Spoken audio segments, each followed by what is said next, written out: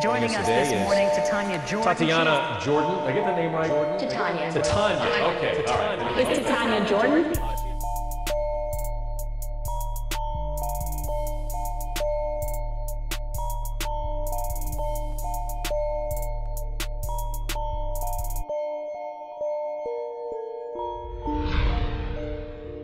We are rolling. This is good. I'm feeling it, feeling the energy of being here at 3CI headquarters. It is great. It's great. This is awesome. Like, this is our job. Yep. This is what we get to wake up and do. Oh, all right. Do you ever wake up and go, thank you, God, for not letting me have a real job? I mean, really. I mean, you get paid to go do cool things, meet wonderful people, and yeah. kind of live here. So More than every day, more like every hour. Yeah. I'm like, pinch. Yeah. No, I'm alive. This Yeah, is cool. Good. As a classically trained economist and somebody who's been in that world, a very high level macro trends. Yep. And now you are the CEO and founder and owner of a company that employs hundreds of people in the tech industry across the Southeast. So talk about that dynamic. Wow. It's pretty cool. So slight correction there. I'm not the founder of the company. The company was actually founded 40 years ago by an incredible man named Pat McBrayer, who had a vision of what he believed technology would come to one day.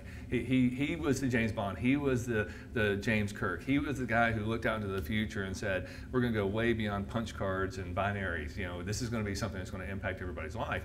But one of the things he realized, which is basic economics, is whenever the demand gets so high and the supply is limited, it opens up opportunity for, let's just say, I'll geek out, a inefficient market. Right. And an inefficient market means that there's room for errors, there's room for people to sort of make things up and essentially lie. And what happened to him in 1976 was someone had misrepresented his resume. He had gotten a phone call, this big company wanted to hire him, and he went there for the interview, and he looked down and saw that the resume that they had, that was his resume, was not really his, that someone had altered it and basically lied about him. And he said, as this boom of technology happens and this opportunity for fraud kind of seeps in, that means that we're going to have to be even stronger in our willpower to do it the right way. And he committed to creating this company, which is today based on integrity and delivery. So everything is about maintaining the integrity, but delivering things that we can't even dream of right now. Right. The iPhone, Pat never, unfortunately passed away in 1995, but he was never able to work in that space. So he was there in the very beginning, what we call the embryonic growth stage in economics, and he took it even further. So it's pretty cool. And it wasn't always called 3CI, right? No, in fact, we still have the same name we've always had. The technical name of the company, not technical, the real name of our company is Comprehensive Computer Consulting Incorporated, which sounded awesome in 1976, right. but it's a mouthful. but the company name is still the same, but our brand has changed over the years. So in the 1980s, we went through that IBM kind of feel, and it was CCC. And then in the 90s, kind of had a little bit different flair. It was CCCI. And then when we took over and bought the company from the McBrayer family, we changed it to 3CI. So the branding might have changed to kind of stay up to the times, but we're still Comprehensive Computer Consulting Incorporated from 1976. I absolutely love it. Isn't it a cool story? It is a cool story. And I know that not only you, but everybody here, this team is so special. Talk about the intentional steps you go through when somebody joins the team. What are you looking for? Sure. Well, first of all, we're a big believer that people don't fail, processes fail. So there's a process in place to make sure that we're going out and seeking the right people that we can plug into a process that's already proven. But we also know, and this is a little bit of my age and wisdom and 40 years in the industry of doing it, sometimes the wrong way, is that the best thing to do is hire great people and then put them into a career that they're meant to be in.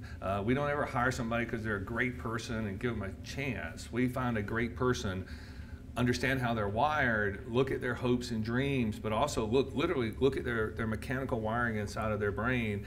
And we use a Colby system, which is an incredible methodology that helps you understand not just what career is best for you, but how you're wired, what you're made to do. And then we try to put that person there. And then what happens is they discover their unique ability, and they discover the happiness that occurs when you are doing what you were built to do.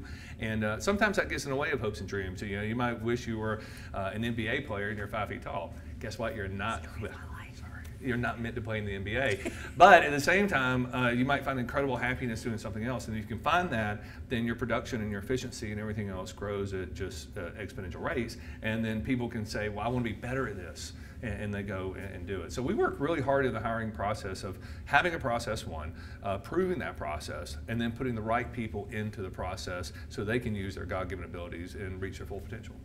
I was blown away when you offered me the chance to take the Colby test or assessment and get my score. It was almost like a self-help moment of acceptance, like, yes, this is who I am, and I'm okay with it. I was born this way, and this is okay. Yeah, you're free to be you. Right. Yeah, a lot of times we get caught in society or in the workplace and you try to be something you're not, or you try to fit into a job or a position that they put you into.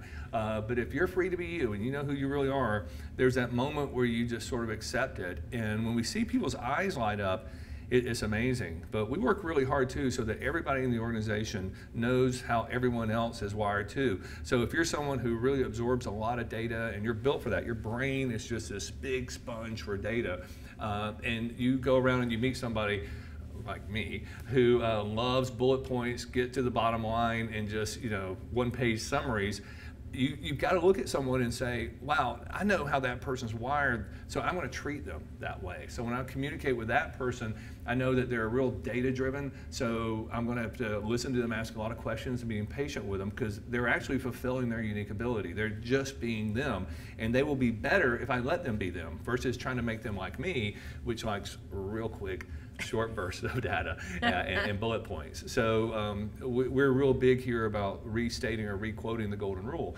Most people say that the golden rule is to do unto others as you would have them do unto you.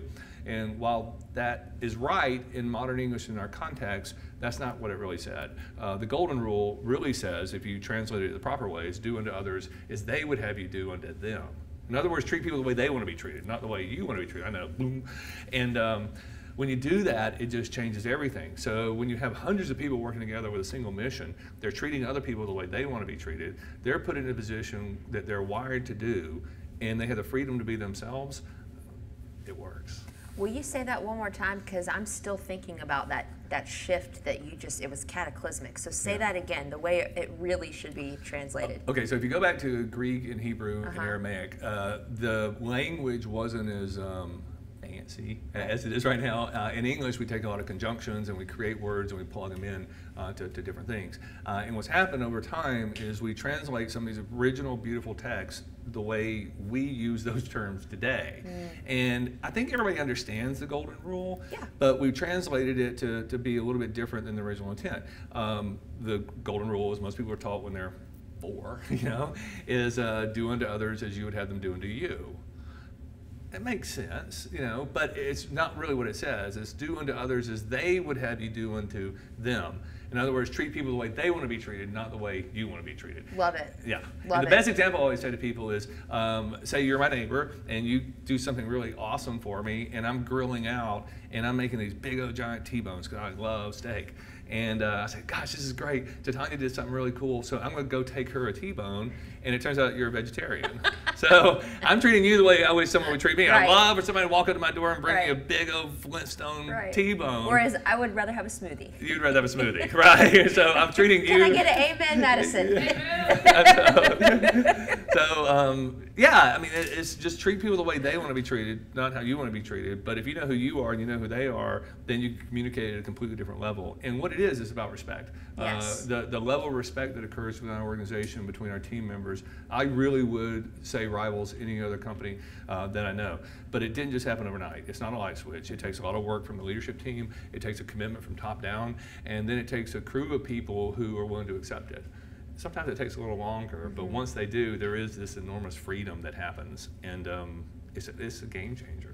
It really is. When you step into this office and organizations that your program or leadership training has had an impact on, you sense right away a freedom within them.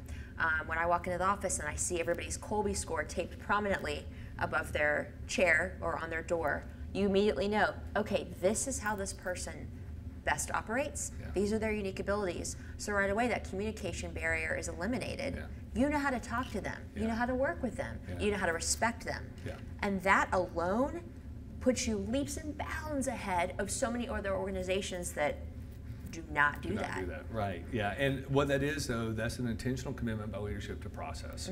Again, it's not about just finding the right people and giving them a job. It's about having a proven process and then finding people to fulfill what that process requires. And sometimes that sounds a little sterile, but then what happens when you're done is you have a lot of really happy people. And one thing I'm really proud of is when people get the tour here and they come around and they literally say to me sometimes, do you pay the people to smile? Is that fake? And I'm like, I wish I'd thought of that, but no, we don't have to. There's happy guests. They're just happy the air vents. because they're free to be themselves. They're free to work together for a mission that everybody believes in, and they're free to work within their unique ability, and they understand each other. So there's very, everybody has their moments, right? But there is no quarrels around anything that's disrespectful or someone didn't say something clearly, because everyone knows how to communicate with each other, whether they know that person or not. All they got to do is just know their score and see it, and it's a game changer. It really is.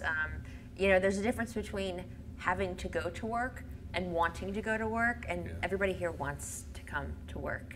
It's pretty cool. Yeah, It's a good environment to be in. Let's talk about some case studies, because it's one thing to talk about how great everything is from a firsthand account, but what are other people saying about the impact that you and your team and your leadership training has had on them and their organizations? Now is the time to brag, Don. Yeah, I get to talk about it. That's great. Yeah. Wow. It's interesting. Before I took over the company, or Lisa and I did, and before the leadership team that was in place, the history of the company has always been there. Whether that proven process was there in the past or not, the commitment to integrity and the moral compass was so strong, and it was so committed to helping people that we get feedback today from people who have left us. And sometimes they left here 20, 25 years ago, and they're on to incredible jobs, and they come back and say, you know what, I used to work for CCC. And whenever they say that, I can date when it was, because I know the brand or the timeline. And they'll say, you know what, Pat gave me an opportunity. He gave me a chance. And now I'm running global technology for a Fortune 5 company or something. And they say it was that moment in time where he reached out with grace and compassion and gave me a shot. And because of that, I was able to catapult into something else in my career. So that gives me goosebumps, because that allows me to know that the legacy is there, that this divine wind that's behind this company has always been there, and it's also up to me and the leadership team to continue to move that along. So that's really what happens, because we're big believers here that most people go into their careers accepting the fact that they're going to have 10 3-year careers, that they're probably going to move around once every 3 years. Now, we would love to keep people forever, but if you got a bunch of first-round draft picks, they're in their unique ability, then that means that everybody else is going to want them too, and they're going to come after your people. But we never stand in their way. So if somebody ever comes up to Rob or I and says, hey, I've had the best 3 years or 4 years or 5 years with you and the team here at 3CI, but I've just been given the chance of a lifetime. This is my dream career. This is what I've been working toward. We're going to cheer for them. We're going to celebrate. Let them go. That's exactly right. Because what the ultimate goal, I think, of any really good employer is to create a safe environment for your people, so they're working within their unique abilities. They're being the best that they can be.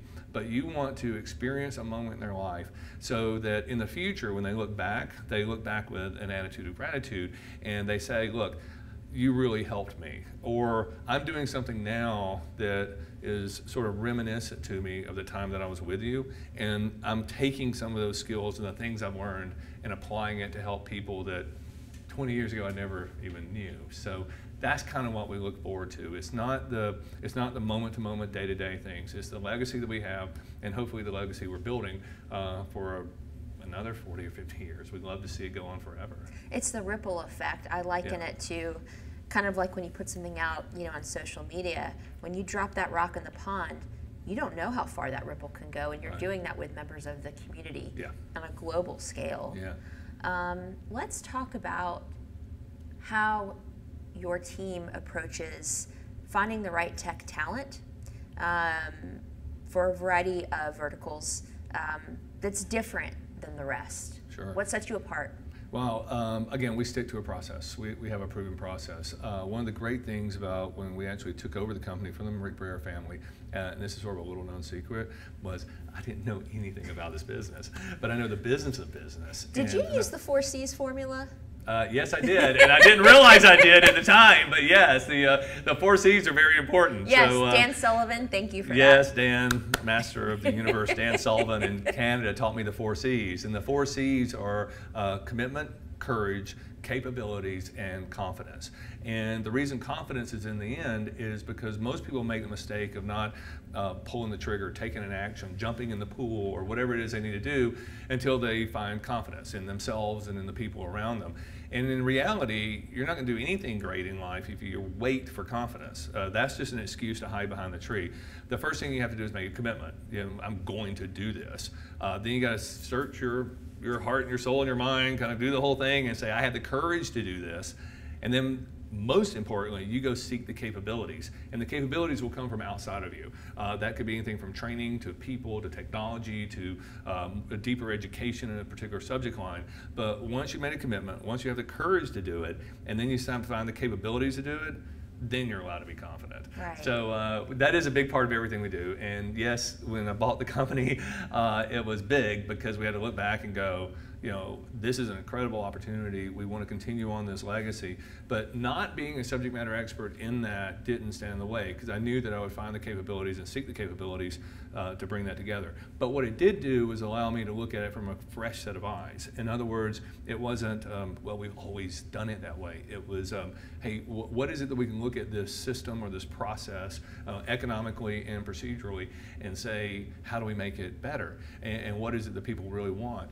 And as you know, we're really project-based or staffing-based. So what happens is a big company, mostly the Fortune 100 type brands, will call us and they'll say, well, we need 5 iOS developers for this special project, and it would really be helpful if they had a PhD in mechanical engineering. Okay? And we, of course, say, great, when would you like for them to start? Now, as you can probably guess, we don't have these people sitting around, because if you had that type of pedigree, you were more than likely gainfully employed, okay? So now the draft starts. Now we become like sports superheroes. It's like the NBA draft or the NFL draft. We've got to go find these people, ask them to leave, hopefully a good career, come work for us, be part of the 3CI team, and then we cohabitate with our clients. We are on site with them working on projects that in a lot of cases never end. It just goes on and on. We've actually got staff members here that have been on site with our clients for over 20 years. Wow. Yeah, it's amazing. That's a true testament. Yeah, it is. And not only to the people, but also to the fact that projects and technology morph and continue to grow. So when you think you've got today's idea solved, guess what? Tomorrow's idea is going to extend it New requirements, new updates. Yep, all day long, which is great for business. So we love it, yay. But what we looked at was, I looked at the market and what was happening with talent, and a wonderful, wonderful economic anomaly is happening in this city, and that is that we have a negative 2% unemployment rate in technology. Wow. In other words, there's more jobs and careers in technology than we have people that can fill that. Now, I'm not talking about people that are willing to learn the ropes. I'm talking about you've got to come in day one and be able to make an impact and know what you're doing. So what happens when supply is greater, when demand is greater than supply, then the price goes up, because that's when the bidding wars start happening for the talent. And what's happening now is there's what's called a market neutrality, which means that everybody's willing to pay, everyone's willing to step up. We're willing to pay for the talent. But now they're saying, look, I can get the money, I know I can, but tell me about the culture, tell me about the environment, tell me about who I'm going to be cohabitating with. Right. So I looked at that from a talent's perspective, and I said, they're looking for something different. They're not just looking for the hourly rate or the pay rate or the project or the length. They're looking for an impact in their own lives. But then I looked at our clients and I was watching the process that a lot of them were going through, and most of them said, yes, we need these people, we need them by Monday. Well, that's not necessarily a true statement.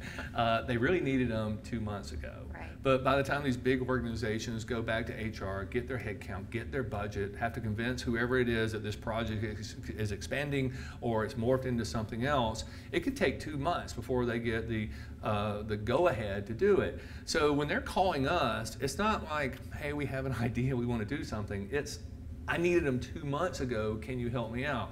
Now, the industry is into what we call resume slinging. Well, they'll just answer the client. They'll say, yes, we'll get them, and then they just start handing them resumes. It looks like a Vegas card dealer just throwing out resumes, people. Right? And I looked at that and I said, well, what happens then? Well, what happens then is the potential client now has a stack of resumes they could have probably gotten on their own, and they start going through that, and then they've got to set up the times. They got to go back and forth. They got to do things. And my first question was, why would they do that? It's so cumbersome. Yeah, it's cumbersome, and the root problem was a lack of trust. And I said, oh my gosh, so these people are looking at resumes, and then they're saying, but I've got to meet them, I've got to do this, I've got to do that, because they didn't trust the people they'd gone to get the help. And I went back to our 40 years of integrity and delivery, and I said, well, why can't they trust us? Well, we haven't earned it because we're doing it the same way everybody else is doing it. Right. So what I looked at and I said, look, if they're having to take another month and a half to find the person after they finally got to an agreement that they needed the person, which is really 2 months into this, you're talking about 3.5 months of chaos. And you're talking about 3.5 months of a delivery that was needed a long, long time ago.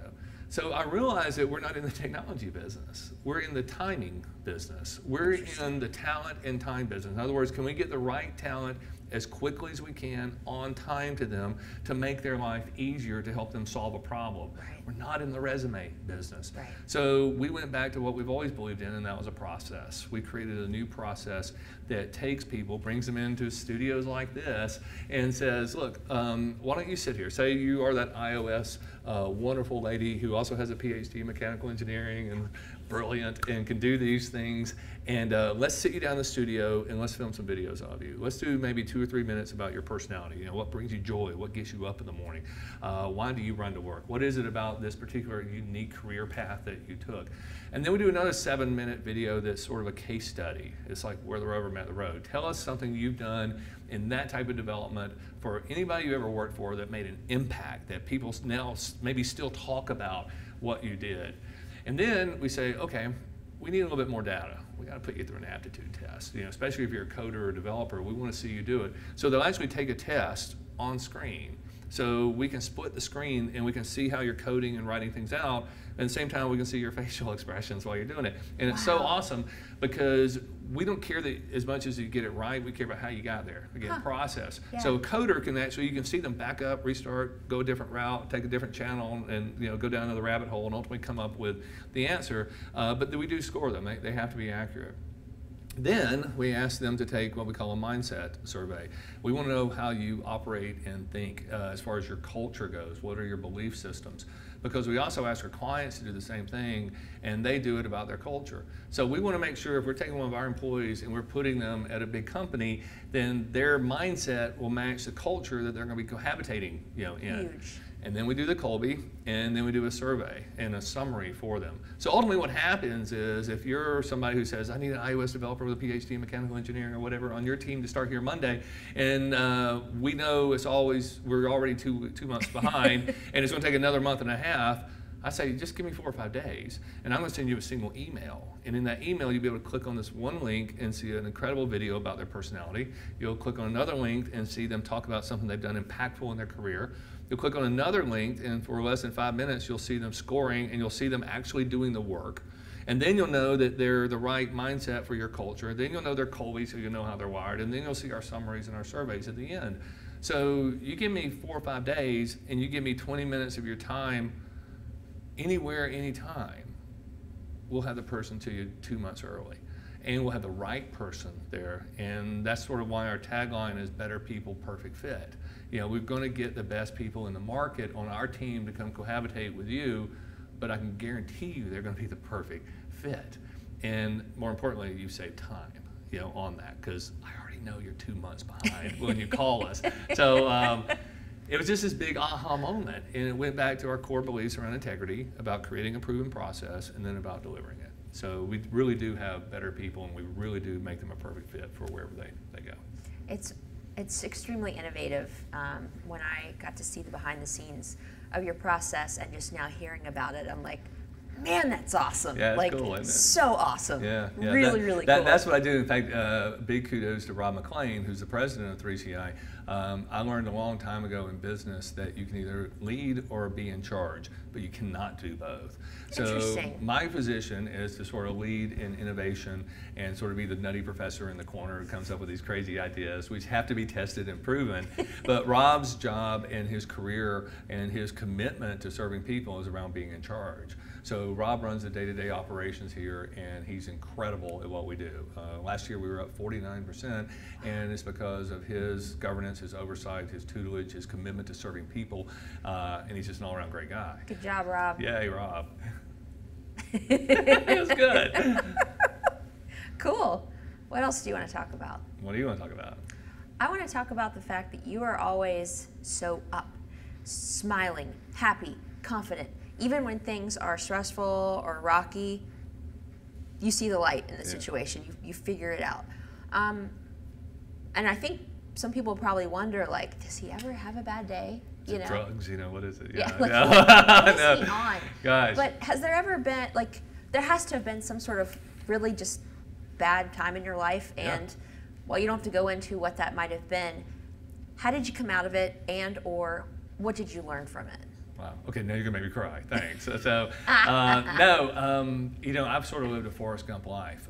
If you ever remember the movie Forrest Gump, he's always at the right place at the right time, and these unique things happen because he's just standing there. So I kind of felt like that was my life and that was my career. If you look at 25 years with Wall Street firms, commuting, traveling all over the world. I've been around the world 7 times, it's fascinating. And I learned very early on how big the world is. And I've also been in some really, really bad places, and I've seen some really, really bad things. And when you do that, you come back and you're just so grateful and thankful.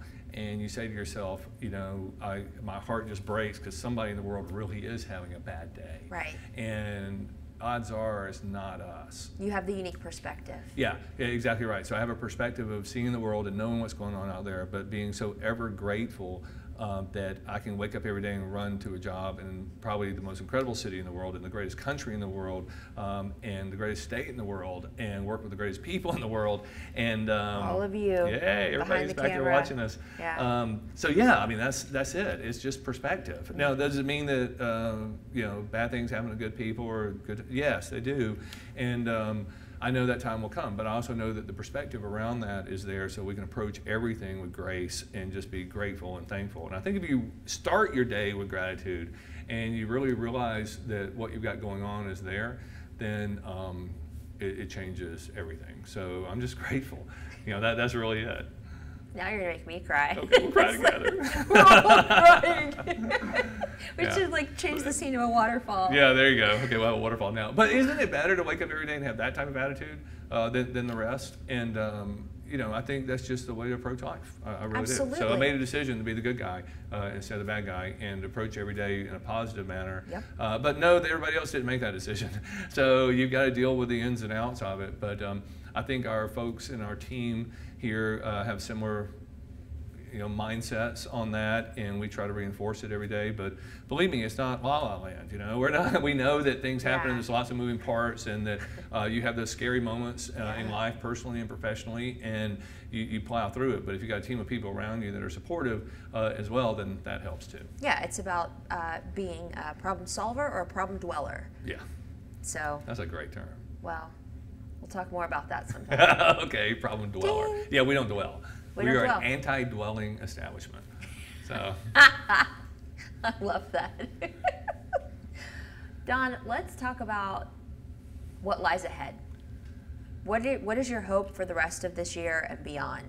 Wow.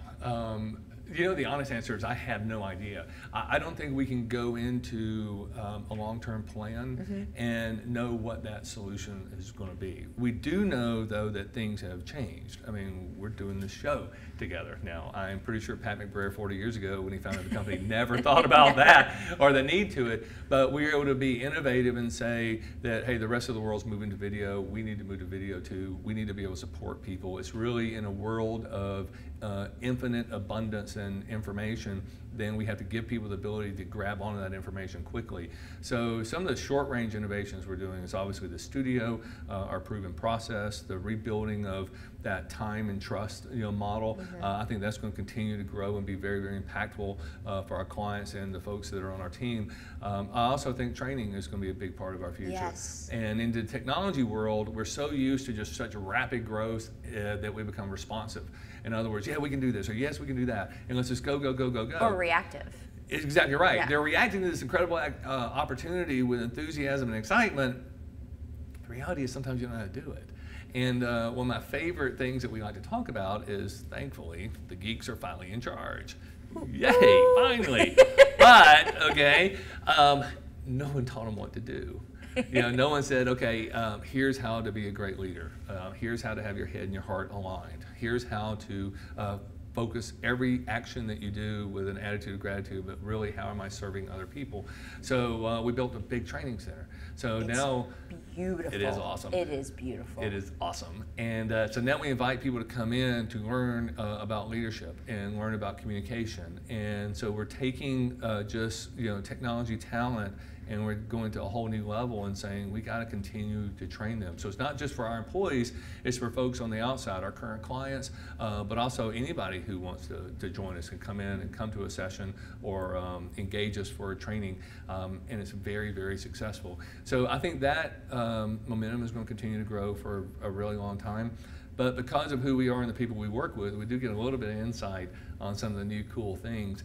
And I mentioned to somebody the other day how, okay, we did like the Enterprise, on the Starship Enterprise. I think sci-fi did more for our world today than anything else. Because we have this whole generation of people that are growing up now who have never known any limits. Right. Everything's always been at their fingertips. Science fiction actually became the roadmap for their future.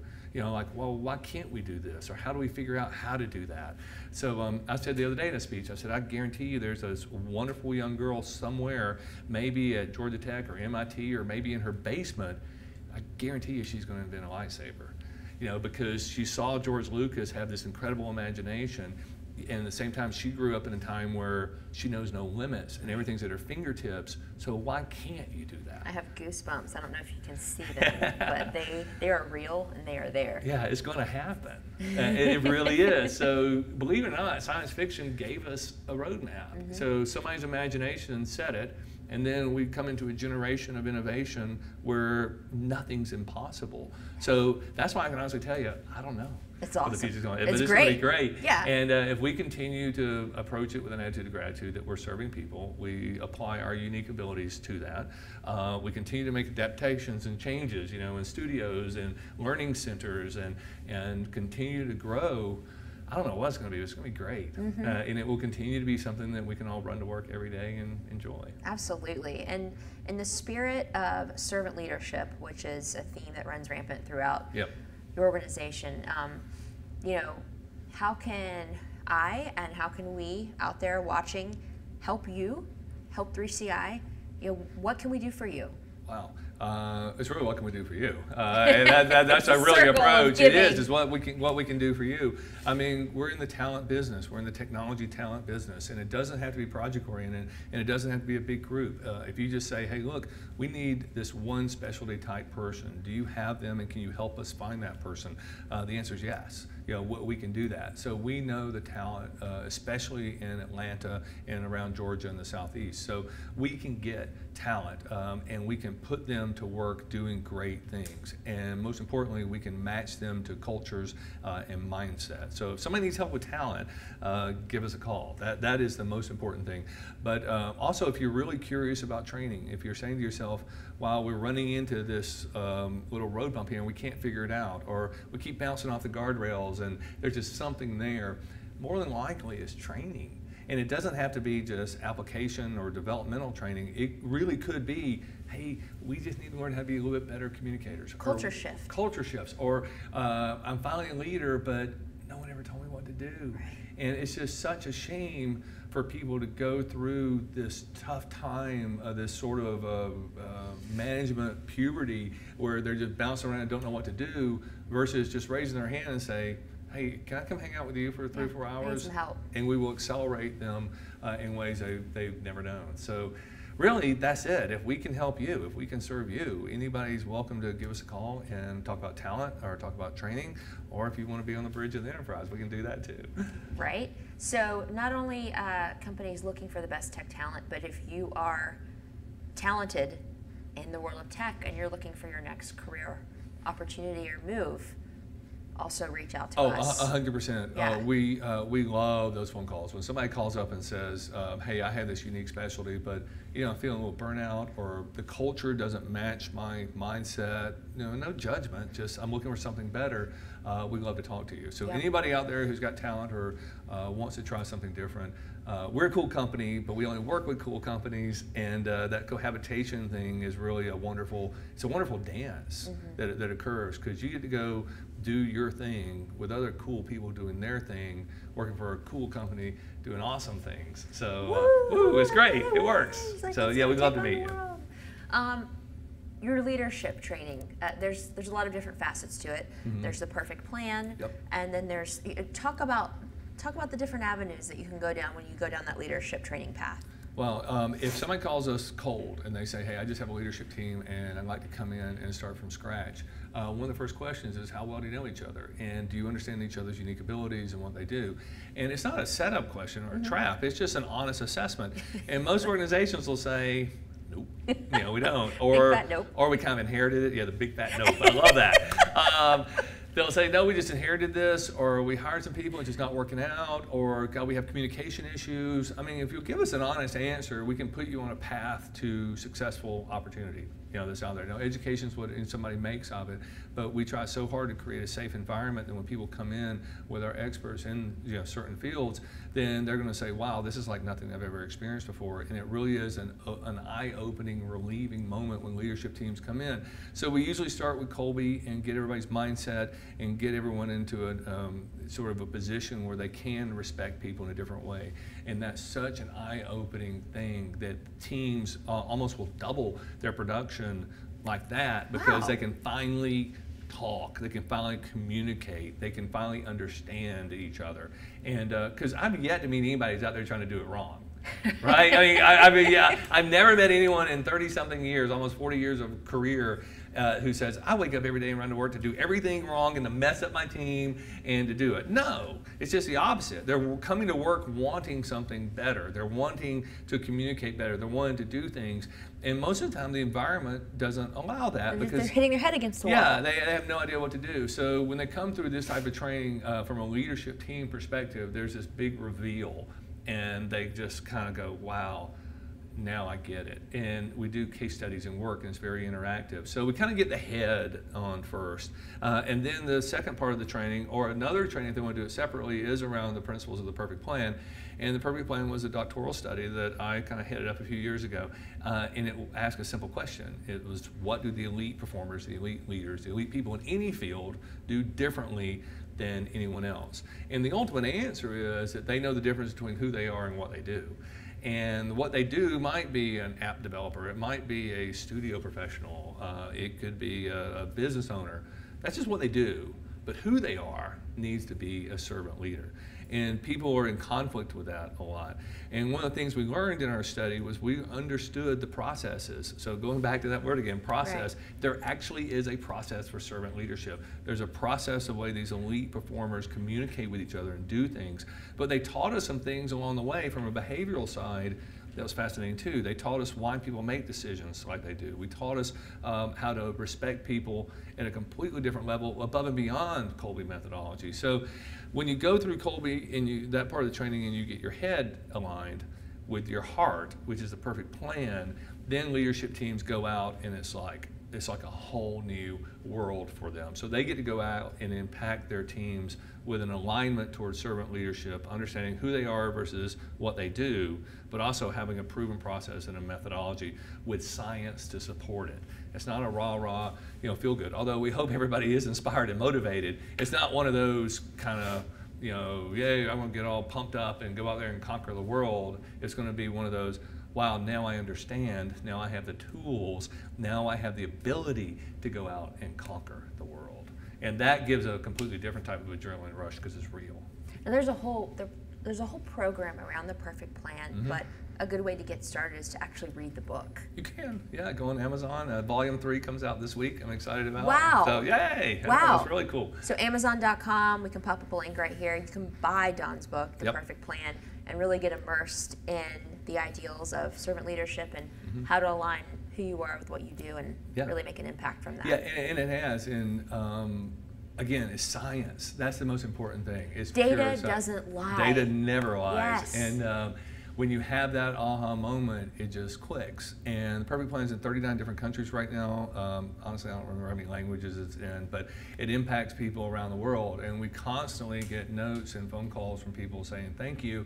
And that means the world to us because somebody in New Zealand or somebody in Estonia read it and they said, hey, there was that one thing in there that changed my life. And when that happens, it makes it all worthwhile. I love it. Don, you are in a unique place and position, and one that, you know, a lot of people would like to be in. Sure. And you don't Or they just, think they want to be in. Well, yeah. You don't just start there in your 20s or your 30s, sometimes not in your 40s or 50s, but in order for somebody to get to where you are, they would like some insight into what's your day like? How do you start your day? What do you do to start every day that ends up being pretty amazing? Wow, literally. First of all, again, it's a little bit of a process. And I don't want to say that I live inside of a this funnel that has to be done. It's just the opposite. We have a process around me that allows me to be me. And that's the most important thing. So I've surrounded myself with an incredible team of people who are so good that we ultimately become a self-managed company. In other words, they know this, but if I'm not here, it's fine. Yeah. Yeah, this company runs on its own. It is self-managed. So it doesn't need me to micromanage it. So it allows me to go out there and be free to look at things from an innovative and an economic thing, and I can go out there and tell the story and enjoy it. So really, my day starts by a lot of people doing a lot of great things that allows me to be me. Does that make sense? It does, but I want to get more granular, like, what time do you wake up, and what do you do when you wake up? Like, Wow. Let's start there. Okay, well, let me think about this. I wake up really early, usually around 6 o'clock, and true story, I will not let my feet hit the ground off the bed until I say thank you. And I just start So the day that important. way. It means everything to me.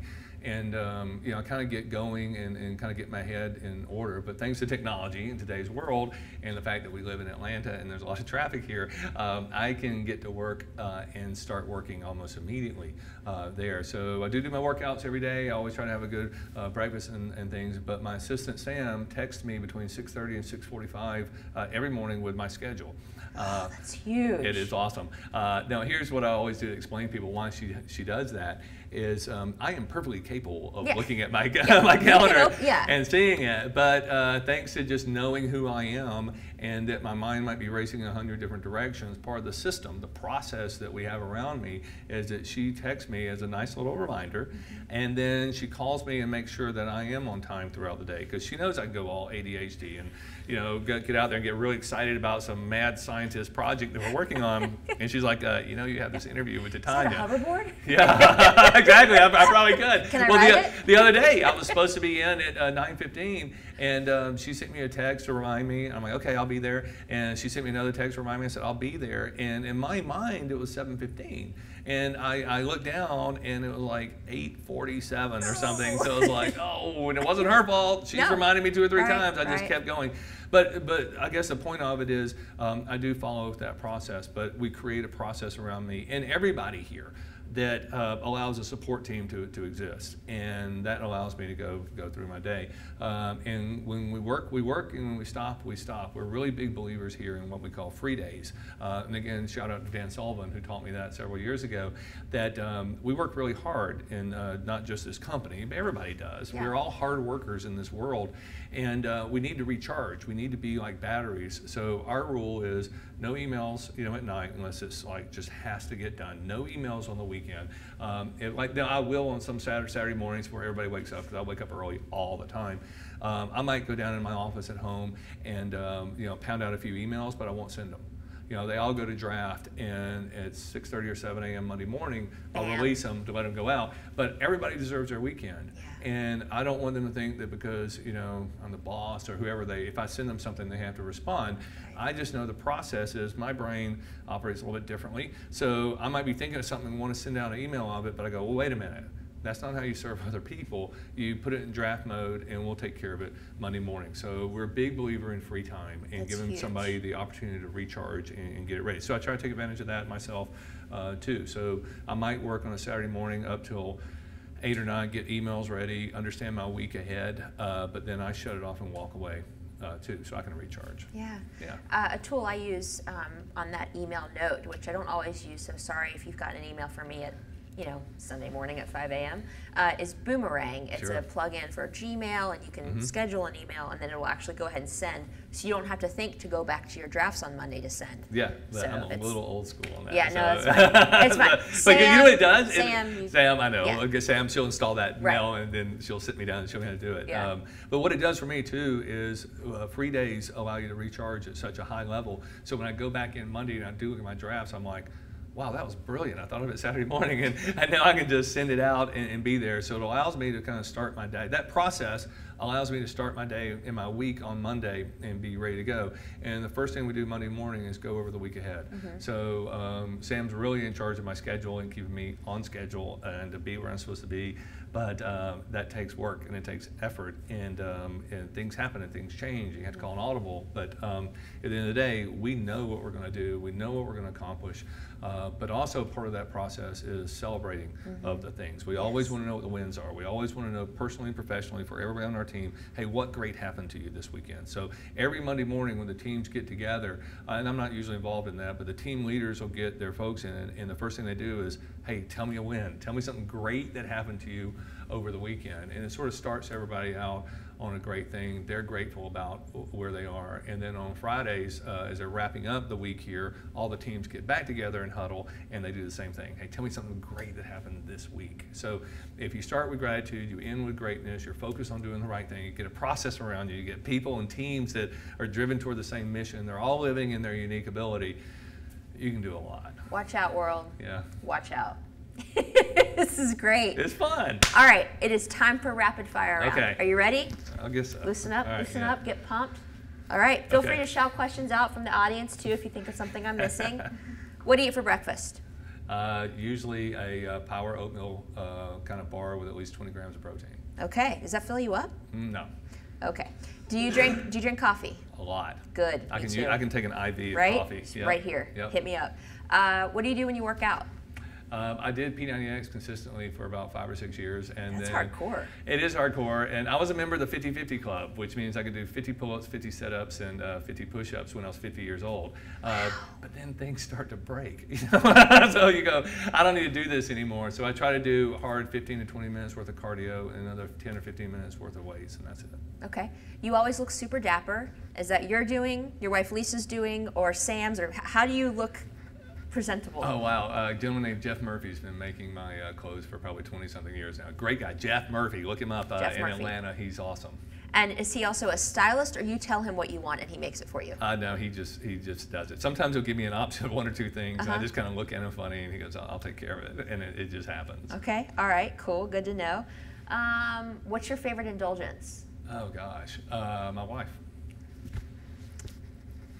Lisa. Okay. Anyway, what is your hope for your boys? You have 3 boys. I hope they're happy. Yeah. That's it. I just want them, they'll find their unique path. They'll do great things, but I just want them to be happy. Are you into sports? Yep. What's your favorite? Yep. Yeah, all of them. I'm a rabid Atlanta Hawks fan, so big into Atlanta Hawks. I'm trying to get back into the Braves. We've got season tickets, so we do a lot with the Nice. Braves. The new stadium's great, and a big Georgia Bulldog fan. Okay. So, but I like them all. Sweet or salty? Sweet. What's your favorite sweet? Try to avoid them all. Right. Coconut cake. Coconut cake. Coconut cake. Coconut cake. Yeah. Oh my gosh, I want that now. Yeah. Like right now. Yeah. Gosh, favorite song? Oh gosh, there's thousands of them. Fly Me to the Moon, Frank Sinatra. Oh, that's a good one. Mm-hmm. That's a good one. That's a really good one. Favorite concert you ever went to? Oh gosh, Prince. Purple Prince. Rain. Yeah. Wow. Yeah, I kind of dated myself a little bit there. But yeah, I've seen probably 500 concerts, different concerts. And that was the purest display of talent I've ever seen. Wow. Whether you like his music or not. I don't know Yeah. how you can not. But it was just like, you leave there going, wow, what did I just see? So that was cool. And that was 30-something years ago. Man. Anywhere in the world that you have not been yet that you would still like to go to? Buenos Aires. Buenos Aires. Of all the places, I've never been to Buenos Aires. Favorite car? A lot of them. I've got a lot of cars. If you could leave the studio, go outside in the parking lot and have one, what would it be? Depends on what we're going to do with it. Where are you going to go? Where do you want to drive it? Up 400. In traffic or no traffic? No traffic. No traffic. Porsches are fun. Yes. I'm a convertible guy though. I love convertibles. So any type of convertibles. And I've gotten over the classic car stage because classic cars require a lot more work and effort than I want to put into. And they break down. And they break down, and they're hot, and the air you can't find conditioning the doesn't work. parts. And yeah, so I'm into the new cool cars. I love that. Yeah. Have you done the Porsche driving experience yet? I have not, but I've had some experiences driving Porsches. I wonder if there's anybody out there who Yeah. might know And you know, someone who could. I'll give you a little Maybe- trivia. We are yeah. actually in the old Porsche building. Yeah, this I love building used that. to be the Porsche headquarters. I feel So- the soul of the Yeah, yeah. speed and the German engineering. Just, yes, all of it, all of it. We're coming for you, Porsche driving experience. We're going to see you. That'd be cool. That would be cool. So many questions. Karaoke song. Karaoke song. Don't do it. We're going to get Don to do karaoke. Not gonna happen. We are Sorry. going to do it. You know that whole process about finding your unique ability? That ain't it. So let's just don't do it. So. Great book that has truly impacted you. Wow, I just read Rob Bell's Love Wins, which is great. I've just read a book on the history of Riches, the old department store Wow. here in Atlanta. And I just read C.S. Lewis' The Great Divorce. So I think books are, there are moments in time, and when you read them, it affects you, and they just kind of become part of your foundation of who you are. So I don't know if there's any one great book, but it's all who you are throughout your life. That's so true. I'll relate this back to the Bible. You know, you Yeah. can read verses in the Bible at different points in your life, and they hit you to your core, Yeah. but in different ways. Yeah, yeah, so it's really cool how that I works. do recommend the Bible though. Yes, I Bible, always, good yeah, book. one time when I lectured, and I lectured to a lot of faith-based organizations, I always say how many people read the Bible, and everybody will raise their hand, and I'll say, how long did it take? And then there's this little awkward moment of silence. And I'm like, so you didn't read the Bible, did you? You just read parts of the Bible, and you love Yeah. to plug in what fits. And I'm like, it is such a wonderful novel. If you sit down and read the Bible cover to cover like a novel, you'll see things, and it's such a beautiful story. It's nuts. So I actually one time read it 7 times back to back. It took me 2 years to do it. And but I was like, you got to read it. You know, you got to do it. So it's kind of cool. What's your favorite way to decompress? Wow, hanging out with my wife, obviously. My dog Eddie, you know, he and I hang out at night a lot, and I love West Coast basketball. So after everybody's gone to bed, I'm a late night guy. After everybody's gone to bed, sometimes during basketball season, me and my dog Eddie will sit out on our porch, and I've got a TV out there and a fireplace, and we'll watch what's happening on the West Coast. So it's kind of fun. That sounds really nice. Yeah, it's good. You know, Yeah. just a chance to wind down. Great piece of marriage advice. Wow, keep your mouth shut and do what she says. No, you know, it's the same way for anything. Understand that everybody has unique ability. Everybody's wired a certain way, and don't try to make them you. You know, celebrate them being them, you being you. Know that you come together for some great reason, and you know, just do it. You know, but I think it's always to have that attitude of gratitude and that deep appreciation. Good times and bad times. That's really it. I love it. Awesome. Okay. Don. Thank you for having me. Barden, thank you for having me. Thank you for all of this. Oh, it's my pleasure. Yeah, so if you don't know, the whole reason we have this show, Connect with Titania Jordan, is because 3CI and Don Barden, you know, make it happen. They built the studio. They have poured into me, helped me find my unique abilities, which apparently is sitting in this chair and talking to people, which is awesome. Hey, when you got a first-round draft pick, Yeah. you take it, right? So anyway, thank you for being you. It means a lot to us, and we're just excited about this, so thanks. This is great. Thank you. So much love, so much thanks. Thank you all for watching.